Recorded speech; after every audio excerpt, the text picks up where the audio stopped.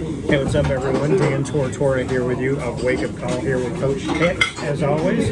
Will Hicks of Syracuse History, and here hanging out with us where sports truly meets that thing called life. We're inside of Mother's Cupboard, from what we call from Mother's Cupboard to Table. And we're on 3709 James Street in Syracuse, New York. I have the Cinnamon Swirl French Toast.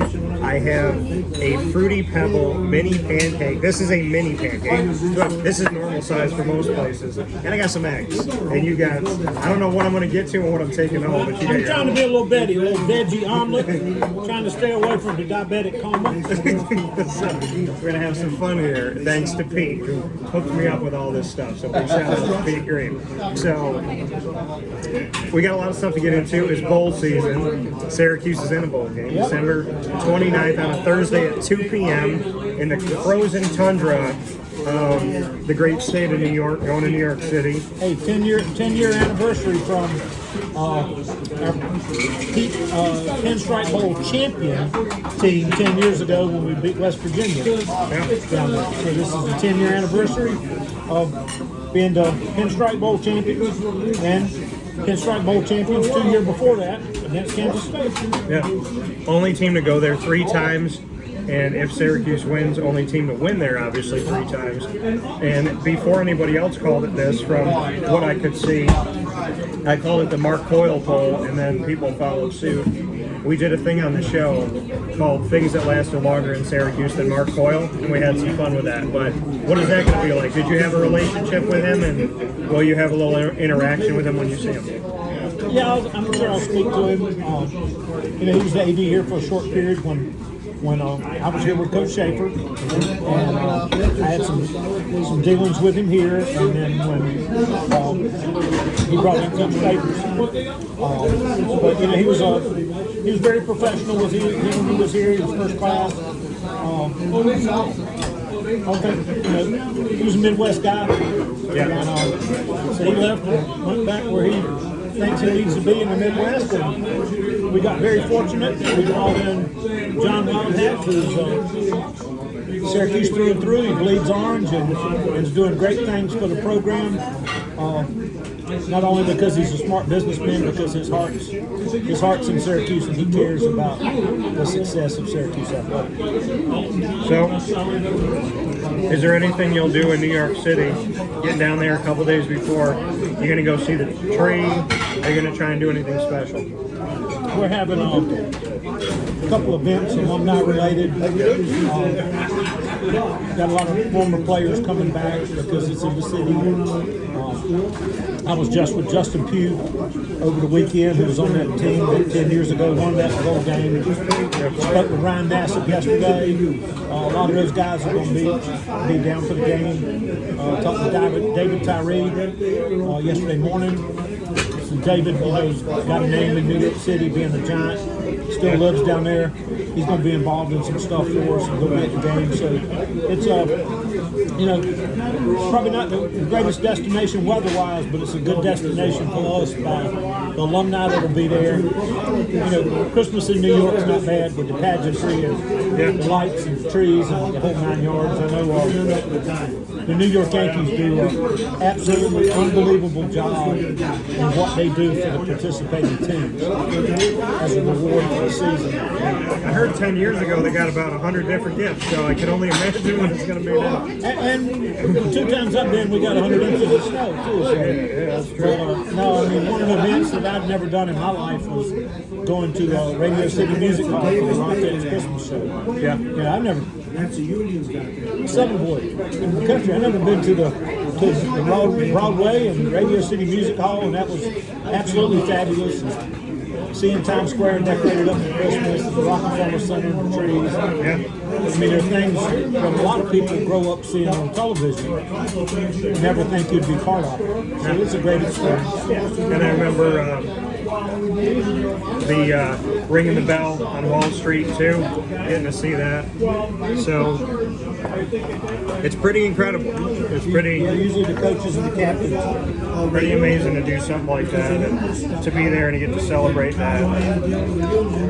How do you feel about the team going into it? Because Michael has obviously been hurt, and getting ready for the NFL. Sean Tucker could be getting ready for the NFL. Matt Bergeron could be getting ready for the NFL. A bunch of guys enter the transfer portal. So it's not going to look like the same team. The coordinators aren't going to be there. So, I mean, to me, I don't know how you feel about this, but I would love for there to be a rule that if you're on a team, you play in that bowl game, and if you're going to transfer, you can't leave the program until after the bowl game because you fight so hard to get there in a school like Syracuse. You know, you don't get to one every year in recent history. And so I feel like coaches should have to stay through the season, see the team through. I think players should have to stay because you work so hard to get to the postseason, and then you do it without a bunch of the guys that helped you get there. And I don't feel like that's necessarily fair to the guys that are still there. Yeah, well, you know, it's a great point. There's a lot of validity to that. But until they change the rules, you know, you can never fault anybody for taking advantage of what is legally allowed for them to do. Now, do I agree with it? Not at all. You know, I'm a team guy. I've always been a team guy. I believe you got to dance with the one that brought you to the dance. But if you know, and then sometimes I always thought of it as a coach. The way I coached, I'd always try to think of my players, the young men that I coached, as what would I do with my own kid? If my son had a chance to be a first, second, third round draft pick and $1 million career, NFL career, and he goes out and plays in a bowl game and gets hurt and all of a sudden becomes a free agent or a seventh rounder, he trains for it and goes and gets hurt in the NFL, they still got to pay him. Right. As a parent, that sounds like smart business. As a coach and as a huge fan of the university, We want you to get up and get kids to play moving. because you want to see the team do well. So it's kind of a catch-22. Yeah. You know, you got guys sitting out right now all over the country, and they're saying, well, if we were in the national championship game, we'd play in it. You know, Clemson's already got 2 guys that came out and said they're not playing in the bowl game. But if they were playing in the playoffs, those 2 guys would be playing. Yeah. Well, then you look at Matt Corral, who decided to play and got hurt and still got drafted. But he said, you know, he wouldn't change it. He wanted to play with his teammates one more time. You know, anything can happen at any time. I was in Arizona Monday night at the Cardinals-Patriots game, and the third play of the game, Kyler Murray goes down with a torn ACL with nobody within 4 yards of him, no contact. It's just it's nature of the game. Right. And so, you know, the old saying is you can't play scared. It's going to happen one way or the other, so sometimes you just got to turn it loose and play. And there is the notion that playing a barbaric sport like football, that if the injury report was telling the truth, everybody would be on the injury report every week. What are your thoughts on Mike White? This guy's a third-string quarterback, comes to the Jets, gets on the team, has to play last year, fills in a little bit, and then plays this year. And not only plays this year, but plays well. And we're thinking, bruised ribs, cracked ribs, broken ribs, you know, like what's kind of going on with him in that world. And Tony Romo, of all people, is broadcasting the game, who had played with a broken rib or ribs and a punctured lung in a game for the Cowboys. What did Mike White do, in your opinion, for himself, not just with the Jets, but with 31 other NFL teams by staying in that game and playing in that game?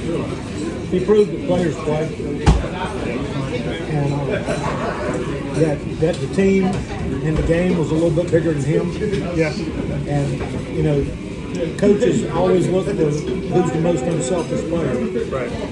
Well, teammates always look for who's the most unselfish player, too, because you can rally around somebody that believes that the guys that they're dressing with in that locker room and playing with are just as valuable, and not more valuable than their personal interests.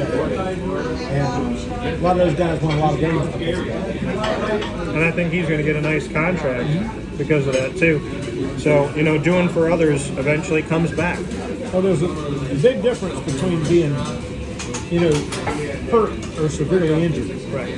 And at this level of college football, even nowadays at the level of high school football, by 10, 11, 12 games into a season, everybody's hurt. Everybody's not necessarily critically injured, but everybody's hurt. Right. And the teams and the coaches that can manage that the best, the athletes that can manage that the best, and then the teams that have some of the most depth end up who's on top late in the year. Yeah. And it's something that we've learned and I've learned over the years, that having to play somebody that's a backup this year may not feel great, but it's going to pay off dividends in the future because of the level of experience you didn't anticipate them having. So it's usually kind of like you hurt now, but it helps you later. And there's no mistake to gain experience. Doesn't matter, spring ball, red shirt, how you practice, what you do. You can't simulate it. It's not like game experience. You hate to have to play kids before they're physically ready, though, because when you're not ready to play, not only physically do you get beat up, your self-confidence and your ability to believe that you're good enough to play at this level gets shattered. Yeah. Because you're playing a 17, 18, 19-year-old against a 22, 23-year-old that's weight trained for 5 years and got game experience, and you absolutely get beat up. Well, if you're playing somebody that went through Coach Hicks' protocol for strength and conditioning, you're going to get killed. I mean, that's how I looked at it. If they're going up against one of your guys, you're going to be in some trouble that day. That's one of the best things you've said so far today. You're right. It's something that I say all the time. Because, guys that I coached used to always say, Coach, there's one thing, we might not be that pretty, but we're going to be stronger and in better shape than everybody else. So. Yeah. Well, I will tell you this, and I know that you take a very humble approach, but one of the biggest mistakes in Syracuse football history is not having you in strength and conditioning. And not to knock anybody that's there, but you were the bridge to the NFL that they've never been able to repair since you're not there. And now, we're spoiled to still have you. But the place that you belong is in the weight room. That's very nice. I appreciate that. It's the truth. They're doing a nice job of what they're doing now. I'm still with the university. I'm still with the athletic department. I'm very supportive. But when it reminds me talking about the statement that we might not be real pretty, but we're really strong, is Amari Palmer, and now goes by Odyssey Jones, who's My guy. WWE pro wrestler. Shout out to you, Amari. Odyssey Jones did a show down when I did Hooters Week for the ushering in the college and the NFL football seasons. Him and I did a show together at the beginning, and he is awesome. I love him. When he was at the WWE training facility, and he set the all-time record for any wrestler that's trained there, for like 804 or something, deadlift that he did. He sent me a text afterwards when it was all over social media about, strongest wrestler to ever go through there and do that lift. He sent me a text. He said, Coach, we might not have been pretty, but we're stronger than anybody else. So. Yeah. There's something been said about the people that have come through Syracuse's football program whose fingerprints are yours on them in their career. So big shout out to Coach Hicks. It's not a whole lot about me. We had some good kids that worked real hard. Hand in hand. I'm going to give you credit because you deserve it. I'm going to give them credit because they did the work. So you both deserve it. Before we jump out of here, it's a Christmas season, so I want to play some Christmas rapid fire. Get to know your Christmas traditions, get to know mine and whatnot. So we'll ask questions back and forth. I'm going to throw something at you here. Favorite Christmas movie for you? Since we talked about during bowl season, you would go to the movies with your family on Christmas Day. Do you have a favorite one? Miracle on 44th Street, the old one, in black and white. The original. Okay. The original. All right. Why? Favorite for me. Why? Because prove Christmas is true. Okay, I love that. The United States Post Office delivered the letters to the courtroom because Santa Claus was in court. That's awesome. Yeah, that movie, I remember watching, I think when they did the new one, I remember sitting down, and I think we got that one for the family to sit and watch. What's your question for me? Favorite Christmas food? Favorite Christmas food? Well, my dad and I do a spin on the 7 fishes that you do as Italians. So we have scallops, shrimp, lobster tail, and calamari. And that's really good. And I would say my mom's stuffed shells and the Italian wedding soup that my aunt works on, because my grandmother also did those. And nothing can beat homemade Italian Christmas cookies. Nothing. Never had one in my life. Well, I'm going to make sure you get a little tin for me this year, because my mom and I will be making them. So, all right, let's see here, Coach. Favorite Christmas memory?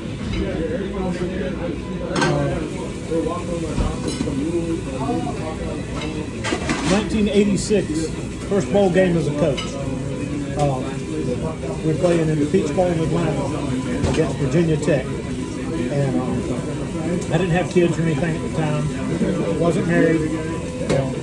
So we go to the bowl. I didn't, I've never been to a bowl as a coach. Didn't know what to expect. We go down there. We check in the hotel. Open my room. There's a Christmas tree in my room, decorated with all the bowl gifts under the tree. That our equipment staff got down there 4 or 5 days early in conjunction with the hotel, decorated everybody's room and put the bowl gifts under the tree. That's incredible. That's awesome. That's really, really cool. I don't know if you can top that. And then to expand on that a little bit, That's incredible. once I had kids, and I think my daughter was maybe 5 or 6, we went to 9 straight bowl games at one point when I was at NC State, and then I came here with Coach P. We were always going to bowl games. First time my daughter was home at Christmas, she got really mad at me because she didn't want to be home. She wanted to be in the bowl game. She wanted to be in a big hotel, with a big Christmas tree. I feel like she had a Home Alone type of Christmas, which is pretty cool. But so again, we played. I had 3 kids, and we played in the '94 Peach Bowl when it left. Fulton County Stadium was in the Georgia Dome. We played Mississippi State. Jackie Sherrill was the coach at Mississippi State, and a big upset. We beat them in that game. But my kids were so concerned about Santa Claus and this and that. And again, our equipment staff at North Carolina State, we brought all the Christmas stuff to them. They took it down on the football equipment truck and had it set up when we got there. So my kids thought Santa Claus came to Atlanta. He knew that we weren't in our house, and he came there. And me being the strength coach, I was in a suite because I had to have somewhere to set up the weight room. So ESPN actually did a little story about the team lifting during the week. Kind of set the routine guy. The offensive and defensive guys lift on Monday after practice. They're going to lift on Monday after practice, whether we're at a bowl game or not. So we had the weights set up in one part of my suite, where we lived in the other part. And my daughter's Barbie house was in the back. And while the players were lifting, she was playing with her Barbie dolls. That's incredible. How old is she now? She's 31 now. Yeah, that's crazy. And that's on video. That's on video. You have it? I got a copy somewhere on VHS. I just don't have anything to play it on nowadays. Worth watching. But it's on the ESPN archives somewhere because Dr. Jerry Punch was doing the game, and he's the one that came up and did the story about me bringing the weight room with me. I brought our weight room with me from North Carolina State to Atlanta and set it up in the hotel because we weren't going to change our routine. Well, and you won. And we won. Did you know Mike Leach? I knew him when I was coaching at NC State. We played Texas Tech. Okay. Just thoughts on the importance of every minute counting, because that really hit home with Mike's 61 years old. It's not just in sports. It's kind of, he's trying to choke me up a little bit here at lunch a little bit because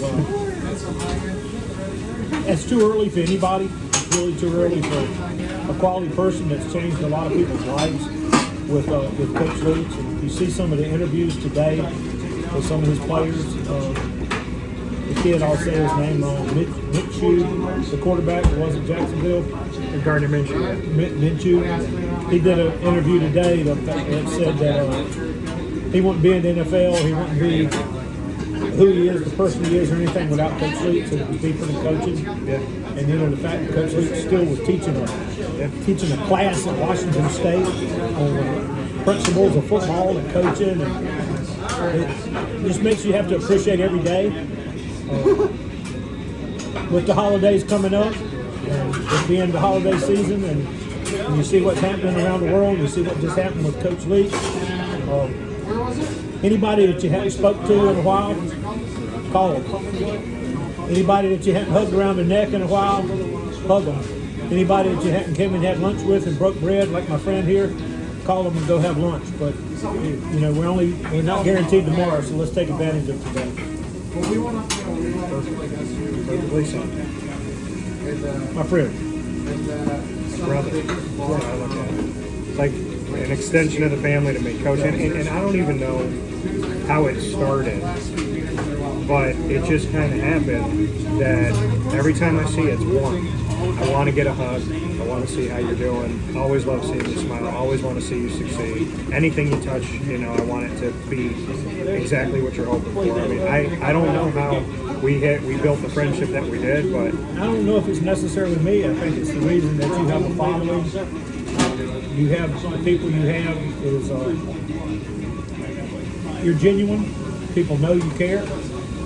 People know when you do an interview with them, you might have to ask a hard question, but you're not trying to put them on the spot or trick them. You're talking to them honestly like a friend, and probably 99.9% of the people you've ever interviewed do it with you again, because the way you treat them and they appreciate who you are. And I know with me, probably 99.9% of the other people I've ever interviewed with, I try not to take their phone call the next time they ask me, because they usually try to twist something or do something that you didn't really say. And that's not your style, that's not who you are. And I think I remember how it first started when you first found out how I put on pro days and did certain things that a lot of people don't understand, but the fans really like those things. And you started reporting on, you know, that every team was represented, and some teams had position coaches and scouts, and some teams had personnel directors and GMs, and you questioned me about how I got that many people to participate in the pro day. And this is good. I made it a complete day. I sent personal invitations to all the teams. We fed the teams lunch. We put packets together with every single player's information, their bio, their tape, their whatever they needed, and we made it very accessible because our players deserve it. And our pro days were always open to every senior, whether they had a chance to play in the NFL or not. They deserved the opportunity to go through pro day because they were a senior football player at Syracuse University. So we got guys that never signed and never anything. You know what? They can tell their kids one day they worked out for the program. And that's part of being a senior at a place like Syracuse University. You get that opportunity. yeah, I mean, and you, I mean, you always did an incredible job. And I remember calling my dad saying there's 32 teams here, there's 31 teams here, there's 29 teams here, there's 30 teams here. And to me, it was just incredible. I was like, how? But it's, I mean, it's relationships. It all comes down to how you treat people, the relationships you build. And I don't know you to burn a lot of bridges. And it seems like when you look at the NFL, they respected you, they respected your word, and they took you for what you said. And I think that there's a lot of guys and a lot of families that would thank you that you had relationships where people trusted your word. Well, I really appreciate that. But, you know, one thing I was always honest about, you know, an athlete's ability or what he brought to the table. Yeah. Because if I wasn't honest and the kid didn't pan out, the next year when they had somebody that I really wanted to get an opportunity, if I'd steered them wrong the first time, they weren't going to listen to me the next time. So you kind of had to be honest But at the same time, I always defended my players are like my own kids. They come first. Yeah. So I'm always going to put them in the best situation to succeed because they deserve that. And then some of it is building a reputation. And at one point, everybody said the Indianapolis Colts were Syracuse of the Midwest. Yeah. But we had a tremendous reputation built with Dom Neely, their personnel director, and Bill Foley, their general manager, too, yeah. because of how our players carried themselves and conducted themselves, work ethic and accountability and different type things. And at one point in the Super Bowl, we had Dwight Freeney and Ryan Lacasse and James Monroe and Josh Thomas, 4 kids from the same place, all on the same Super Bowl team. Yeah. You know, and at one point we had David Tyree and Jason Bromley and Riley Dixon and Ryan Nassib all together at the Giants. Yeah. And you know, those things really don't happen by accident. No, and it's been really incredible to see it. It's hard for me as a Jaguars fan to see all my Syracuse guys go to the Colts because I got to see them twice a year. But big time shout out to Zaire Franklin. I think he's leading NFL tackles right now, or at least 2 weeks ago. Yeah, and I think I think it's come up more than once that he has been. And that's a guy 7th round pick that I had no doubt he was going to make the team. He's a captain now. 3-time captain here. And that was a record. And going to the ACC and representing the team at the kickoffs, he had a record for that, doing that 3 years in a row. Well, when you talk about a class act and somebody that epitomizes Syracuse University, not just the athletic department, you know, one of the first things that Zaire did, I'm sure it might have come up when a lot of guys sign a contract and they go buy a car and they go buy this and they buy that. He went to a prep school, a private school in the Philly area, and he went and bought uniforms for the whole school. Where the other kids, they used to have to buy their uniforms. And he bought uniforms. His first big purchase was he donated uniforms back to the high school he went to. Says a lot about him, and there's no doubt in my mind, every story you hear about Zaire, it's just like he becomes a better person the more you know. So shout out to you, Zaire. Ziggy Small. It's amazing what happens when you get older. Every story you hear about me, I became a better athlete. I was not as good as people thought I was. Right now, I wish I was as good back then as people think I am now. Yeah, well, I mean, that's what happens sometimes, you know? I mean, that's what I said. I mean, I got recruited D3 to play basketball. I got one call. I didn't really push. I mean, back then there wasn't any internet. There wasn't like, well, there was internet, but there wasn't like film and all that stuff. And I didn't think about it. I was like, no one's going to call me. And I got a phone call. And to this day, and it's funny, I've been in 3 different gyms here in Central New York. I've taken a half-court shot in recent history and made my first one in each of the gyms, including one at the Bryan and Stratton Syracuse game just a few days ago with the men's basketball team. I said, I trust if I shoot 5, I'm going to make 1. Well, I had the head coach stand underneath the basket.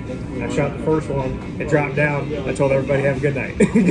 that was it. So remind me not to bet you in a half-court shot. Yeah, well, they said I should be the one doing it in the dome. So I was like, that'd be fun. I have made a shot on that court before, though. There's a nice story with Dale Shackelford, and he deserves one more assist for the one he gave me at that summer camp. But with Coach Hicks, I can't find a better way to wish everybody a Merry Christmas and a Happy Holidays from Mother's Cupboard on 3709 James Street in Syracuse, where you should come every week, 6 a.m. to 1:30. They're open every day of the week. But I can't think of a better way to wish people a Merry Christmas than to sit across from somebody that treats me like a king, and I can't thank you enough for who you are and what you do. You are somebody that I already know will live on forever, but I hope you get to live to be 100 plus, because I'm greedy and I got to hang out with you and have a lot more lunches in the next I really years. appreciate it. And hey, all you Syracuse fans out there, I hope to see you in New York.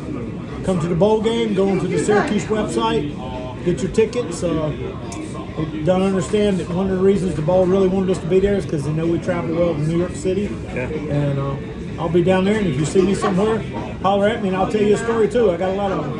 Yeah, a lot of good stuff coming up. Head out to Syracuse, head out to the game for Syracuse, December 29th. It's a Thursday, 2 p.m.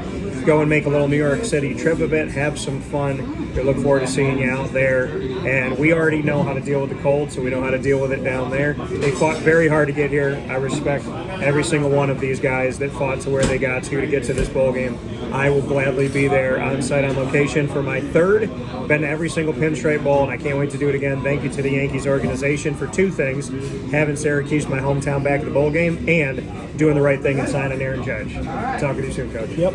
Take care. Take care. Go Orange.